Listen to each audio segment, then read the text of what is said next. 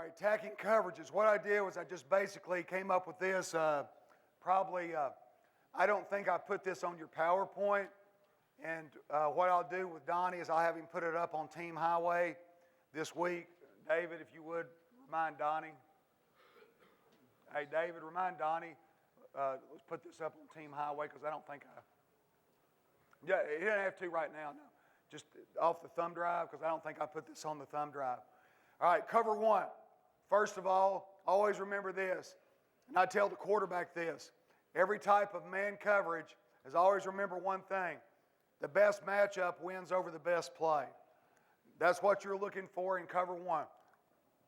The greatest thing about somebody playing man coverage is that you only have to have one good receiver on your team or even one good running back on your team. If you've got one really good receiver or one really good running back and they have a bad defender, which they will, because I promise you this, if you're in college football and somebody's going to play cover one, there ain't going to be four good cover guys on the field. Cover guys are hard to find that are really good at it. So once I find who the best matchup is, then I should be able to win every time that they're in cover one. All right? Every time they're in cover one. And that's what my game film study is going to do for me, is try to find out who their worst cover guy is, that we can get a matchup, and then how can I get my best player on their worst cover guy. All right, so always remember, cover one or cover zero, or even cover two man, the matchup is more important than the play call. How can I get the best matchup that I can get? And then these are the concepts that I have listed down there below are the best concept versus cover one. Drags, which you saw, okay? Anytime I can get somebody playing me in press and I can win at the line of scrimmage on a drag route, it's over once I've won and I'm in front, okay? A drag or a shallow, either one of those two things is a short throw and a long run. So that's one of the best cover one beaters, a drag or a shallow route concept. The mesh concept, because you've got two guys crossing. People have asked me, I've probably had 10 people at the seminar ask me, how come you're not running mesh anymore? I hate it. I practiced it all spring. I mean, I don't hate the concept. I love mesh.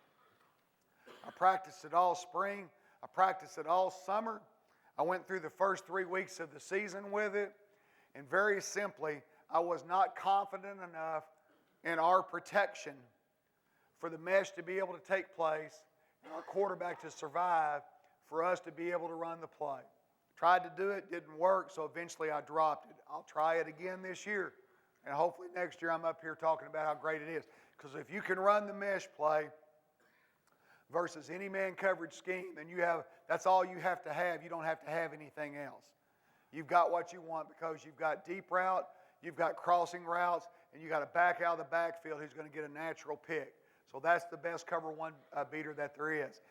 Any wide, the way that we're running wide now, it's a better cover one beater than the way we used to run 91 or the high-low concept.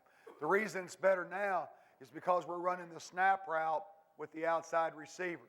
So if I've got, and you guys saw 17 and 4 for us versus press, they would win at the line, get vertical, and we always tell them try to restack the guy if you can, but if not, if you can't restack him, because if you get him restacked on that deal, you can lean and stick him. But if you can't restack him, the one thing you can do is you can body lean the guy, separation, and have a safe throw. All right, so that's the one part of it. And then obviously the second part is the corner route. A corner route versus press or a corner route versus soft man is a good route as long as they're playing head up to slightly inside. Okay, so that's a good cover one beater as well. For us right now, if my job is on the line, which it is, and we're playing Nevada, and they're in cover one, what did I call all the way down the field? Streak, streak, streak, streak, streak, okay? I called that all the way down the field. Why? Because it's the one play that, number one, both outside guys could win on, and one of our inside guys could win on. our H could win versus man. Okay? So I had good matchups wherever it was. So the fact that they were in cover one eliminated the H. Because the H, even if he wins vertical, the safety's going to be able to make the play. But the outside guys, all the safety has to do with cover one, the quarterback has to make sure that his eyes go away for just one step. All he's got to do is do this with his eyes, feet hot, throw the ball versus press. If it's soft man, it's a harder deal. If it's soft man, then we're probably going to have to tag, and it's probably either you to it from the sideline called streak, and you know you're going to get soft man, it's easy. You go streak and you tag X or Z on a speed out. And then that's an easy throw for those guys. All right? If you don't know whether or not they're going to be in man, press, or they do press and bail like a lot of guys do. They press, and then when the ball snaps, they bail and they run, but they're still in man. Is that you can let the quarterback tag it after he sees it, or you can tag it from the sideline to the other route. The sail route is a great man beater, and if my inside guys can win versus press, then I'll call that play. If my inside guys can't win, like for example, our Y was a 4.75, which in your language in high school, that's a 5'2 guy playing Y. You got a 5'2", 40 guy playing Y, he gets man press. That's not probably who you want to throw the sail route to, okay, unless he's a big physical guy, which, you know, our kid's 5'10", 175 pounds, okay? But our H, on the other hand, was fast guys. Both our H's ran 4.4, which, again, for you guys, that's a 4.7, all right? Both those guys could win, so I could run sail to the left side and expect to win on that, and that's a good one. If they play soft inside man, sail's probably the easiest completion that you can. Sail and out are the two easiest completions versus soft inside man, okay? So think about it. Soft inside man, I need to run the sail route or the out route, and then also I can run a corner from that too. Slants are great if I have someone who can win. Now here's what we get in college, and I don't know why this is, but we hardly ever get press on our inside guys. Our inside guys are usually off the ball. Maybe that's why. But we almost always get, when we get press man outside, we get soft man inside, and they'll be at the closest, usually 4 yards, okay? Well, if they're at the closest, if they're at 4 yards and they're slightly inside, that's not a really good slant win. If they're playing head up, which we get, if they play head up and soft man, 4 or 5 yards off, all we tell our guys to do is to come off one step with a heavy body lean. If they'll come off one step with a heavy body lean, and then they'll come off of that step. You saw I'm drunk there, almost fell down. Come off with a heavy body lean, stick, and now run with speed. That's an easy way to beat a soft head-up man. If they're in press man outside, you got to be damn good at it. And to be damn good at it, what does that mean? You got to practice it every single day. And then you got to see if you can win. And not only can you win, but can you throw completions? And I gave you the example of Talib working versus man, where when he wins on the release, he's not going right now because that's a hard completion to throw. Quarterback's got to catch it, grip it, and to throw a slant versus press coverage, it's hard to catch, grip, and throw if a guy just takes off and goes.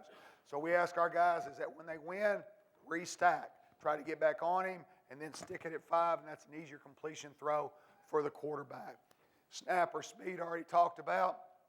The other big one versus man press, if you have guys that play heavy lean inside, and they're refusing to give you inside, then you have to have a way to counteract that, and one of the best ways to do that is with a whip route.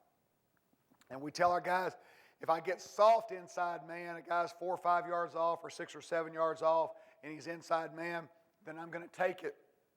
On my release, we have our guys do a 1 step, and then they're going to go 5 steps on a slant. They're just going to take off and run 5. 1, 2, 3, 4. And on the 5th step, the foot goes into the ground, and they're whipping back out of it, and we hit them on the whip route. If they've got press coverage in their face outside, work the release, just go right now, get 5 steps. On the 5th step, he's overplaying, trying to break in front on the 5th step, putting the brakes on, hitting it here, coming flat back down the line. And again, I want you guys to remember that we are redoing, we had a great perfect route tape last year. we're redoing everything on voiceover, so you'll get every bit of this stuff as soon as we get it done. And it's going to be really good because we're going to, instead of having the guys here trying to do it on film where they can't get through it all, they'll sit for hours and hours and hours in front of the computers, and we'll have that done here before long. All right? And then on the screen deals, the gels and solid versus press. Okay? Because versus press, I got to knock him off and I got to get a kick. And you've seen that. We've showed you a bunch of those on film. And then bubble cracks if you get soft inside man and press outside. So if I've got press outside, soft inside man, I can run a bubble and my guy's running with me. The guy out here in press, that guy's releasing. He releases. I'm running. I'm running inside with him right now. I'm not looking for the bubble. I'm trying to defend my guy. So when I win on the slant right there, I can crack inside and he'll follow and we can hit a big play on bubble crack. So if you've got press outside, soft inside, bubble crack is a good play. If it's press, you can't run it, okay? So all these plays right there are good versus cover one. All right, straight, pure cover two. Always, again, remember the same thing on each one of these. The best matchup is always going to win over the plays. These are my favorite cover two beaters, okay? Cover two beaters. All right, wide or high-low, however you're going to call the play, or old guys, 91. You've seen it for years. And then tagging, how to get into the middle of the field. I can get into the middle of the field because they got the two high safeties. They're going to split when they get the corners. How do I get into the middle of the field? I get into the middle of the field with a post tag with the inside guys. I get into the middle of the field with a COP tag with the inside guys. Or I get into the middle of the field with a sluggo tag with the outside guys. Or the final way to get into the middle of the field is a post tag with the running back. And the running back can either be in the empty or the running back could be in the backfield. Also, the exact same concept with shake. Shake is nothing but wide. It's the same exact deal. The only difference is on shake is that we have the Y on the middle curl, which will hold the mic. But you still have the high-low concepts on the outside.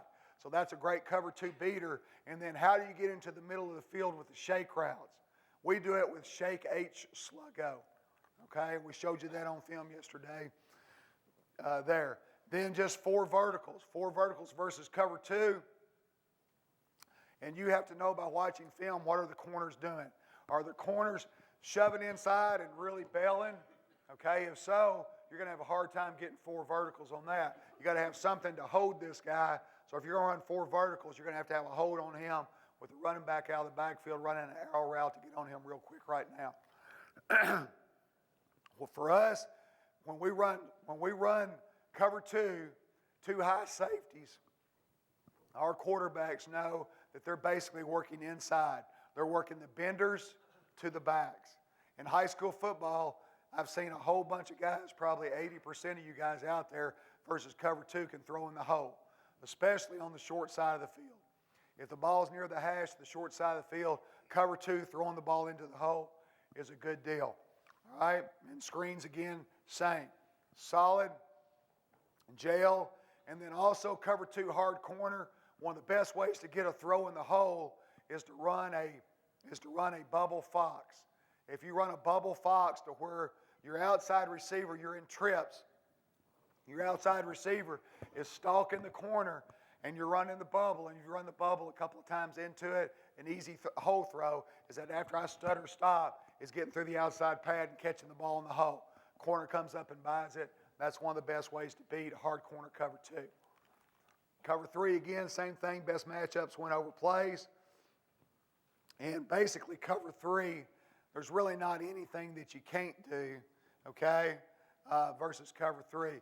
Y'all, I don't know if you see much of it anymore. We see very little cover three, hardly any at all. But if you do see cover three, it really doesn't matter. Anything that you call, obviously the four verticals with the inside guys, getting 2-on-1 on the safety is a great call if you're not getting collisioned. For us, it's not a great call versus cover three because our Y or H, they're going to get the shit beat out of them along the way if somebody's playing cover three. And like I said, we probably didn't see 10 snaps of it the entire year. So I just have an array of plays on cross and curl because you're going to get everything that's in front of the corners you should be able to get, okay? So anything to where that you're trying to get the whole player to stretch out wide, you can throw back underneath him. So I've got cross, curl, streak comebacks, hitch, speed, snap, out, sail, stick, and then all your screen arrays. It doesn't really matter on that part of it. So basically, when you see cover three, if somebody's playing a true cover three, it's very difficult to get the ball deep back behind them. The only deep places are on the inside throwing lanes where you can get the ball. Now you can double move guys, throw the speed out, pump the speed out, and hit the speed out and go, okay? You can do that deal. All right, cover four, which is what we see more of than anything. And I didn't go into all the stuff, the variations of cover four, because you're going to see quarters all the way across, but a lot of times it's not going to end up being that. A lot of times it's going to be cover six, to where they're playing four on one side and cover two on the other side. And then sometimes you're even going to see quarters across and then man on the single receiver. So there's all types of variations that can be in this, but we'll just go from a generic viewpoint. Again, best matchups. My favorite kill shot that we have it open against our defense every time that we do it, and they play a lot of quarters, is where you run streak and then tag the post. Because the inside receiver rule is when he can't win, the safety's over the top of me, I can't win, I bend. So when I bend at 12 yards, I start to bend it inside. The safety now is going to rob. And when the safety robs, the post tag over the top is an easy kill shot versus cover four. The other thing is just trying to get vertical. If you can run streaks with the inside guys and then tag a dig route underneath it. Because if the linebackers are carrying the guy deep, you're going to run with him, and the safeties are carrying deep, then you can get dig tags back in behind the streak routes. Another kill shot out of that, which we did a little bit, we worked on it in practice and actually had a couple of big plays out of it. I never called it a game. It takes a long time. But think about this, is that you can run streak and tag your H or Y on a dig stutter. Because think with me just for a second. All right, imagine I'm the H. I've got the safety over the top of me right now. I get through my collision point easily, and what do? I can't win what I do. If I can't win, I bend. I start on the bend for 2 to 3 steps, and as soon as I can get my inside leg in the ground, I pop my eyes, I stick, and that's what we call a dig stutter, okay? So what he's going to do is try to get the safety to bend on me. He's coming down crashing, and I'm going to burst by the safety. What's the only problem with that concept? It takes a long time. You got to have good protection in order to be able to get the ball off. But it's another way to beat somebody in quarters coverage. The other thing you saw on film, and we had a big completion. We had a lot of them in practice against our defense because they play quarters all the time. But we had a big completion in a game against San Jose, and it was actually against cover three when we did it. But anything to where you run the out stutter, because what they're going to do in quarters is that when the guy sticks on the out route at 5 to 7 yards, when he breaks the out route, the corner is now going to come up and take the out. The safety is going to go over the top and take the deep route. So we just tag it stutter. So we go out right, Y stutter, Z streak. So here comes the Y. 1, 2, 3, stick. And it's not like a wheel because he's not staying wide because they're running to the corner. He's trying to get back where the safety just vacated from. And that's a big time cover four beater or quarters coverage beater. Okay? If they're in quarters, then you're going to have a fairly soft corner. And if he's playing inside leverage, I tag the speed out off of it, okay? Or I tag the comeback off of it. If he's playing outside leverage, the post tag is the easiest play to do. And I don't know if you guys have noticed this or not, or maybe they haven't started teaching it yet. You defensive guys could tell me. But Mo, you probably know this. I've got quarters coverage. They're playing quarters. And I've got an outside leverage corner. The quarterback's inside of me. And the corner is actually playing a yard or two outside of me. They're letting me take the post. I lean and stick him. and he's outside, the safety robs. It's a kill shot. But what defensive secondary guys in college are teaching a lot of them now, they're letting you think you've won on the post. And they're just playing trail, breaking on the ball, and making the play on the ball. That's a new, because I saw it in practice about 25 times, and I saw us win every time. And this is what their theory was. Because I asked them, I said, what the hell are y'all doing? And they said, well, the deal is that how many of those did you complete? And I go, well, we're not very good at throwing the post. They said, exactly. Okay? It's a tough throw to throw. A 35 to 40-yard post route completion is not an easy throw to make. It's a tough throw to make. And so their whole deal is, if they've got good corners who run really well, they're going to sit there and play slightly outside. They're going to let you beat them on the post.